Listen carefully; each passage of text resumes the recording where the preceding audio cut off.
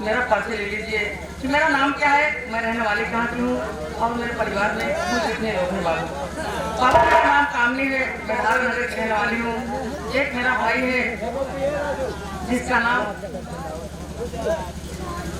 रमेश है, लेकिन माँ बाप के मर जाने के बाद मेरे रमेश भैया मेरी देखभाल करते हैं और भैया को मैं कहीं न जाती शिव का मेला बहुत जोरों से लगा हुआ है। मेरी सखियां सभी मेला देखने के लिए जा रही हूँ। सोच रही हूँ मैं चलकर भैया से इजाजत ले लूँ, उसके बाद मैं भी मेला देखने के लिए जाऊँ।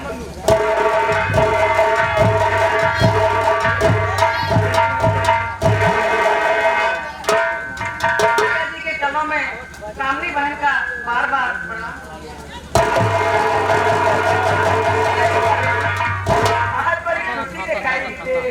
क्या बात है भैया, मैं आपको कहना चाहती हूँ, क्या मेरी बातों को ध्यान से क्या कहना चाहती है बहना?